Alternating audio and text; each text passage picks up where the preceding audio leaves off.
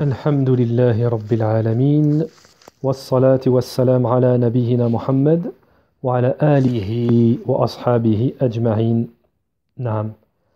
Donc, toujours dans le kitab Al-Qawl al-Mufid ala Adillati al-Tawhid, leçon de Tawhid, et nous sommes toujours au 5e acte annulatoire parmi les actes annulatoires, annulatifs. Donc, cet acte annulatoire, 5e acte annulatoire, l'auteur nous dit celui qui déteste ou qui a de la répulsion dans quoi que ce soit qu'a fait de ce avec quoi est venu le messager d'Allah, et même si il pratique cela, c'est de la mécréance. Taïb. Donc on s'était arrêté dans le cours précédent. Lorsque Cheikh Al-Fawzan nous faisait la distinction, nous avait démontré qu'il y avait une distinction, une différence avec des versets du Coran entre les croyants, les non-croyants, les juifs et les chrétiens et les musulmans. Contrairement à ce que certains groupes essayent de faire croire, comme égarement l'union des religions, l'unité des religions. Donc nous continuons avec la parole de Cheikh Al-Fawzan hafidhahullah. Fala yajuz hadha abadan. Donc cela, ce n'est pas permis, et cela à jamais, cela n'est pas permis. Allah Ta'ala a descendu le Coran pour différencier entre le croyant, le mécréant, qu'il soit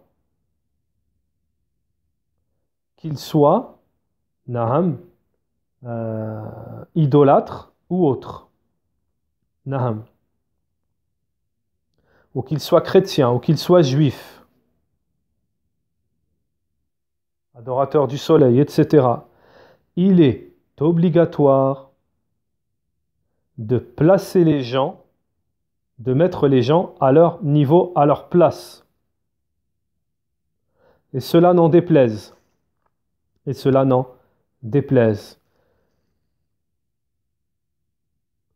ولا شك أن محبة القرآن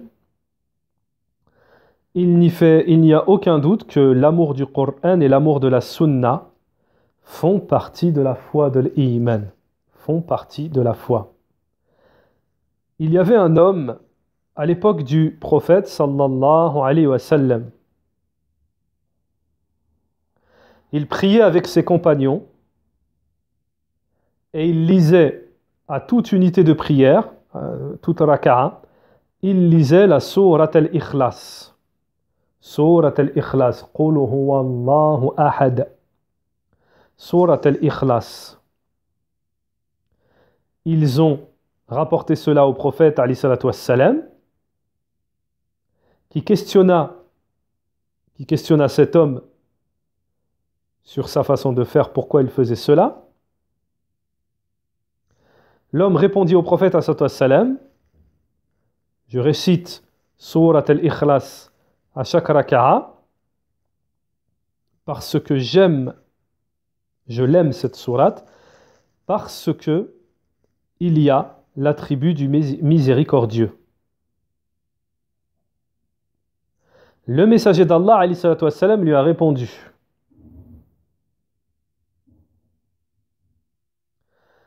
ton amour pour celle-ci, pour cette sourate, et son amour pour cette sourate, t'a fait entrer c'est ce qui te fera entrer, bi'idhnillah, au paradis. Et dans une autre version, nous dit Cheikh Al-Fawzan, le messager d'Allah l'informa qu'Allah l'aime. Donc celui qui aime le Coran, il y a la foi, c'est qu'il a de la foi. et cela fait entrer au paradis. Celui qui déteste le Coran et la Sunna, parce que cela contredit sa passion, alors ses œuvres sont annulées, même s'il ne parle pas. Même s'il ne parle pas, ça veut dire qu'il a ça dans son cœur. Même s'il n'a pas parlé, ses œuvres sont annulées. Alors, Cheikh Al-Fawzan nous dit, alors qu'en est-il de celui qui parle ou qui désapprouve, hein? Cela est encore plus grave, nous dit Cheikh Al-Fawzan. Également, celui qui déteste le Coran et la Sunna, parce que ils viennent contredire sa doctrine ou son école, l'école que lui, il suit comme exemple. Il déteste qu'il lui soit mentionné la preuve du Kitab wa Sunna parce que cela contredit sa doctrine. Il aime son madhab, sa doctrine, son école, plus que le Kitab wa Sunna. فَإِذَا وَقَعَتْ فِي قَلْبِهِ كَرَاهِيَةٌ, à partir du moment où dans son cœur il y a de la répulsion pour ce qu'il y a dans le Kitab wa Sunna, ceci est une preuve de son manque de foi. Est une preuve de son manque de foi. Naham.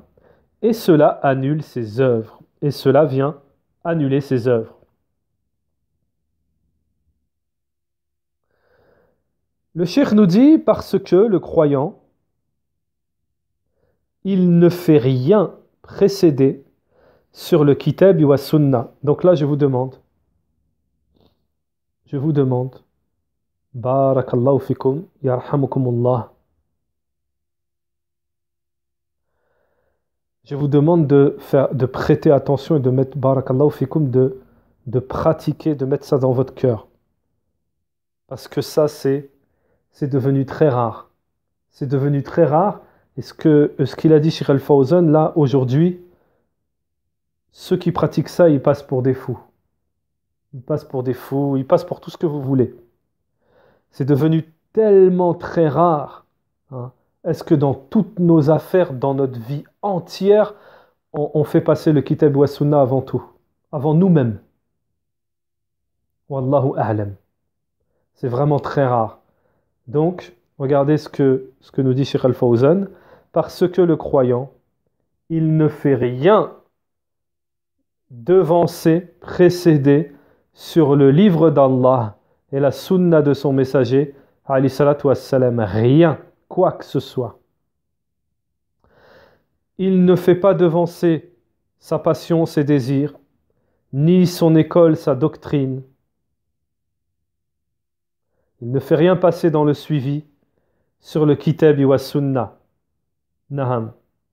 Même si cela va à l'encontre de ses désirs et de ses passions, de son école, de ceux qu'il suit, hein, le musulman, c'est il ne voit rien de plus juste que le Coran et la Sunna. Rien de plus juste. Et l'imam Shafi'i nous a dit, وقال الإمام الشافعي رحمه الله,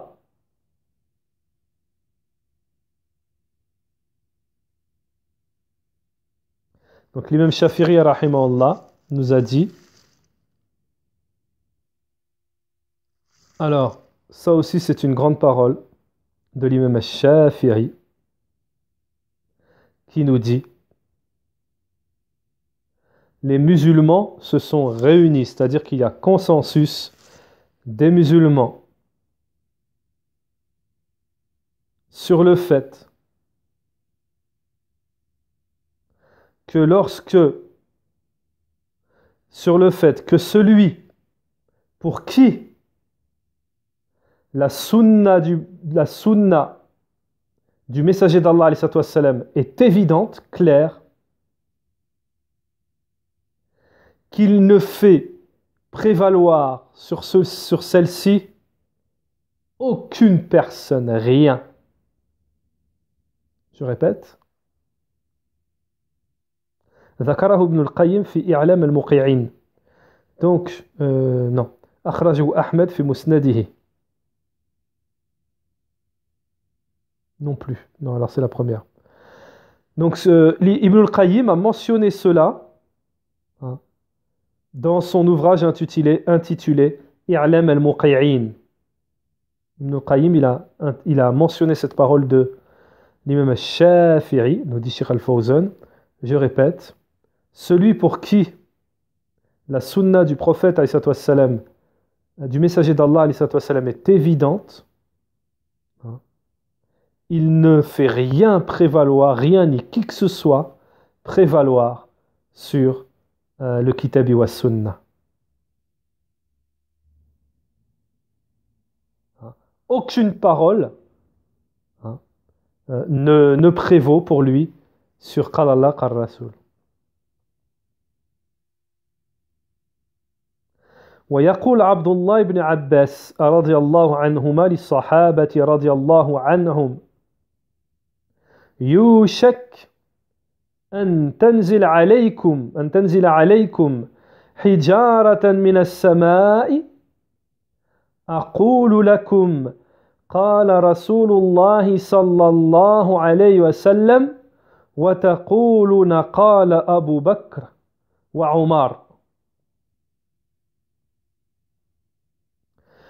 Ibn Abbas radiyallahu anhuma a dit à ses compagnons, aux compagnons, qu'Allah les agrée tous.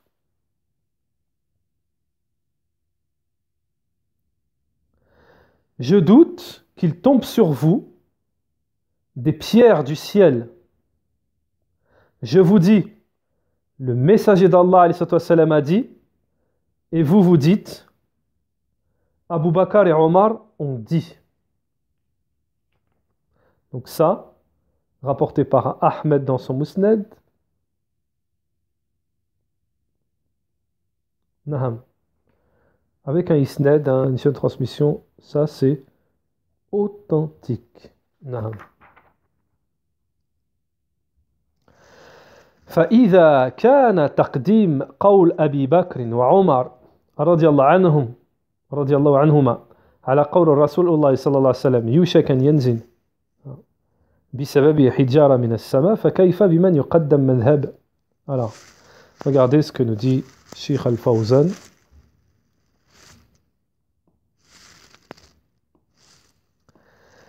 Au moment où faire devancer, précéder la parole de Abu Bakr et Omar radiyallahu anhuma sur la parole du messager d'Allah alayhi salatu wassalam,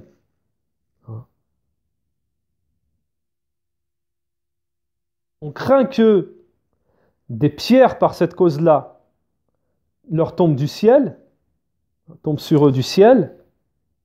Alors qu'en est-il sur celui qui fait précéder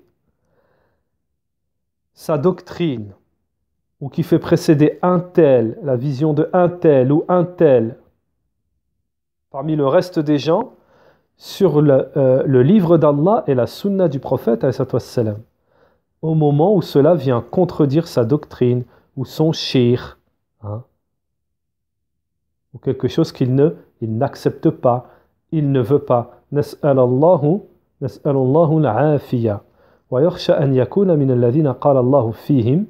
Cheikh Al-Fawzan il dit, nous craignons qu'il fasse partie de ceux dont Allah a dit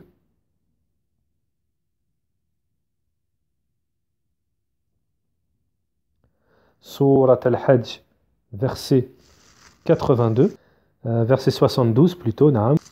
Où Allah Ta'ala nous dit, et quand on leur récite nos versets bien clairs, tu discerneras la réprobation sur les visages de ceux qui ont mécru. Peu s'en faut qu'ils ne se jettent sur ceux qui leur récitent nos versets. Naham.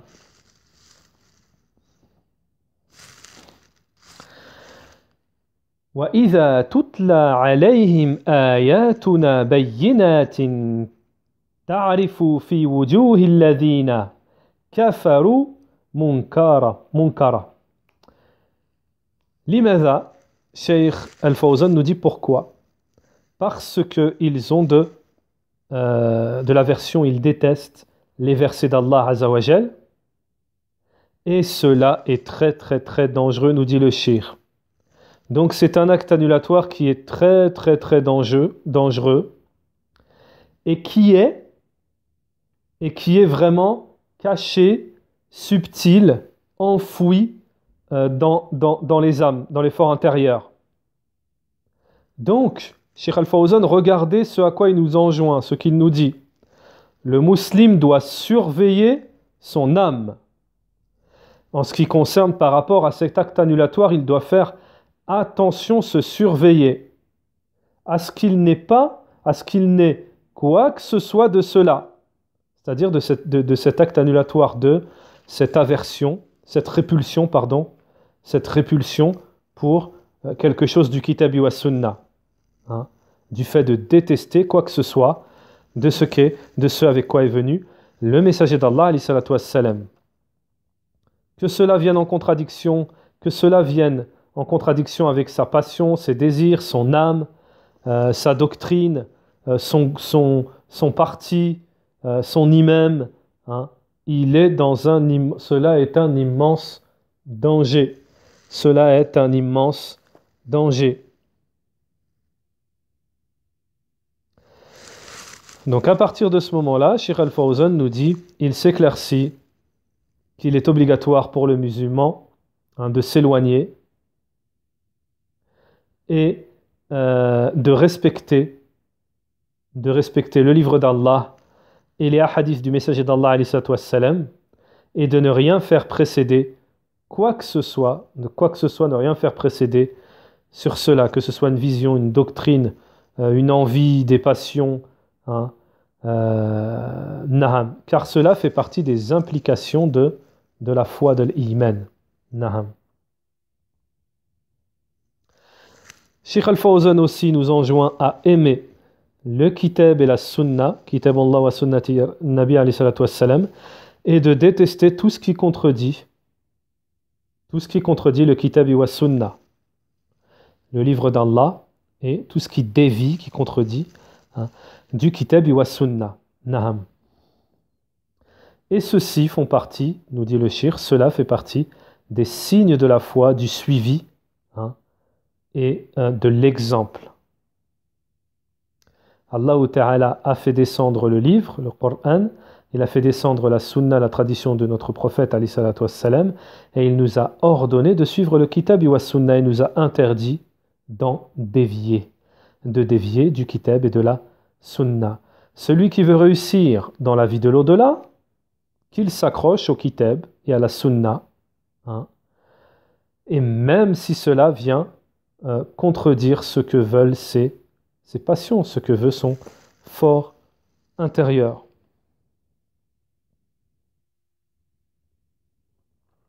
Naham. Donc, le cheikh nous dit, il y a des choses que le croyant, même l'être humain, le croyant, pour lesquelles le croyant, il y a des choses pour lesquelles son nif, c'est des choses désagréables. Donc ça, Cheikh Al-Fawzan, il va nous expliquer que ça ne rentre pas dans l'acte annulatoire. Et il va donner un exemple. Il va donner un exemple, le Cheikh. Il va d'abord appuyer cela par un verset du Coran qui nous dit, où Allah Ta'ala nous dit, Surat Al-Baqarah, verset 216, كتب عليكم القتال وهو كره لكم وعسى أن تكرهوا شيئا وهو خير لكم وعسى أن تحبوا شيئا وهو شر لكم. Le combat vous a été prescrit alors qu'il vous est désagréable. Or il se peut que vous ayez de l'aversion pour une chose qui est de l'aversion pour une chose alors qu'elle est un bien pour vous. Naham.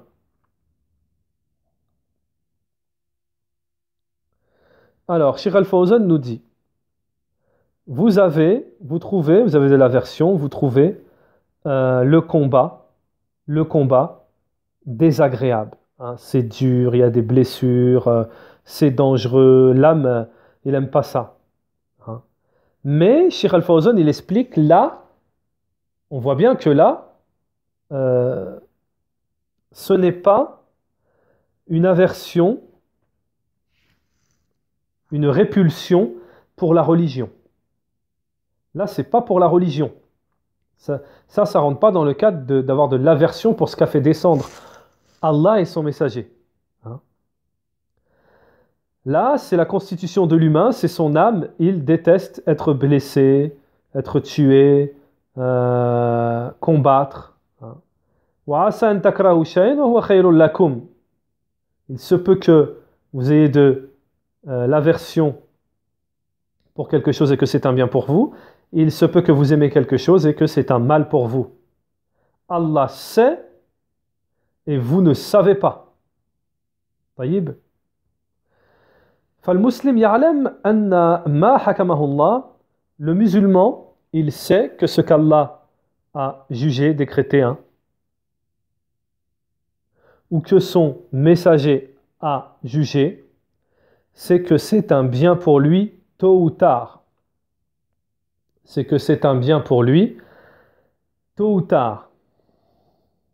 S'il apparaît pour lui que c'est difficile, c'est dur, que c'est en contradiction avec ce qu'il désire, ce désire son âme, mais qu'il a la croyance que le bien est dans la parole d'Allah et de son messager, et qu'il ne fait rien devancer sur celle-ci, hein, il ne fait pas devancer les visions, hein, humaines, comme le dit Allah Ta'ala dans le Coran, Ya ayyuhalladhina amanu la tuqaddimu bayna yadayi Allahi wa rasulihi wattaqullaha inna Allaha sami'un alim. Ô vous qui avez cru, ne devancez pas Allah et son messager et craignez Allah. Allah est audient et omniscient. Naham. Donc je fais juste une petite parenthèse parce que ce n'est pas à titre péjoratif, bien entendu. Hein. Cheikh Al-Uthaymin, il nous dit que l'enseignant n'est pas juste un enseignant. Hein. L'enseignant, il doit être aussi un éducateur. L'enseignant, il est aussi un éducateur. Donc ce que je voudrais dire, tout le monde sait ça, hein, même dans le milieu du talab al-ilm, tout le monde sait que même dans les cours de Cheikh Al-Fawzan, au début, ils sont... Bon, ça, les nombres que je vais donner, c'est furtif, hein, c'est pas exact. Mais par exemple, dans un cours de Cheikh Al-Fawzan, au début, ils vont être 1000 et à la fin, il va en rester 40. Tout le monde sait ça. Hein. Dans le milieu du talab al-ilm, c'est connu. Naham. Naham. Mais ce que je voudrais dire, c'est que vous voyez bien que, en règle générale, on a pu constater que les gens, ils sont plus attirés par les rappels, les mises en garde, les polémiques, etc. Ça fait partie de la constitution de l'être humain. Mais pour ceux qui sont attachés aux cours et qui suivent les cours, vous verrez qu'il y a un grand bénéfice. Parce que ce que vous apprenez dans ces cours-là, imaginez-vous que quelqu'un, il ne suit pas les cours, il est plus attiré par les autres choses, et il ne connaît pas les choses qu'on est. Il n'a pas accès, donc, il ignore les choses fondamentales qu'on est en train d'apprendre. Vous ne pensez pas qu'il risque de tomber dedans? Naham. Donc, ça fait partie d'un rappel que je vais mettre en ligne, Inch'Allah, où le messager d'Allah, basé sur un hadith, où le messager d'Allah dit et un désir ardent, veille à ce qui t'est utile. Ben, vous constaterez que la majorité des gens veillent, ont un désir ardent à ce qui leur est inutile. Naam. Wa Omar, radiyallahu anhu, a dit, à propos de ce verset, donnez, ô vous les gens, donnez son importance à la vision de la religion.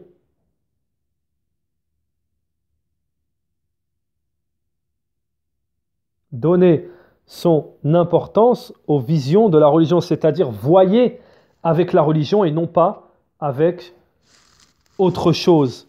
Naam. Et Inch'Allah ta'ala, ici on va terminer par un récit que nous apporte Cheikh Al-Fawzan, comme quoi même arrivé à un moment, ça arrivait qu'il y a des sahaba, ils avaient une sorte de gêne par rapport à ce qu'avait décrété le messager d'Allah alayhi salatu wassalam. Ça c'est en ce qui concerne le messager d'Allah alayhi salatu wassalam, une histoire qui s'est passée avec les mouchriquines.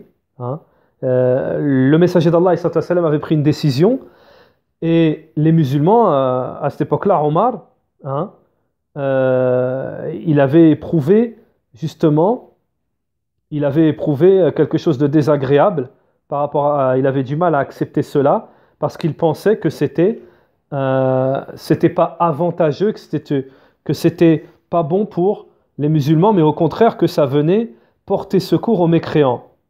Mais regardez ce que nous dit Cheikh Al-Fawzan. Lakin ma hakama bihi ar-rasoul, mais ce qu'avait jugé le messager d'Allah était un bien. Parce que le messager d'Allah ne prononce pas sous l'effet de la passion, mais c'est plutôt sous l'effet de la révélation. Donc, il est obligatoire.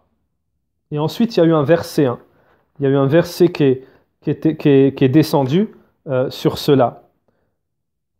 Alors, donc Cheikh Al-Fawzan nous dit il est obligatoire de faire devancer la parole d'Allah et la parole du messager, de son messager, alayhi salatu wassalam, tout le temps et à jamais, toujours et à jamais, de ne pas s'en détourner et de ne pas avoir en toi-même quoi que ce soit de gêne, naham, de gêne ou de répulsion.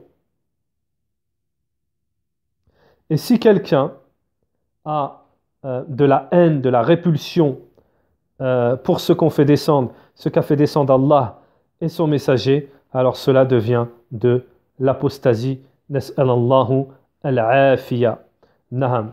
Donc, Inch'Allah, dans le prochain cours, on passera à l'acte annulatoire, le 6e acte annulatoire, naham, celui qui se moque de quoi que ce soit faisant partie de la religion du messager d'Allah alayhi salatu wassalam.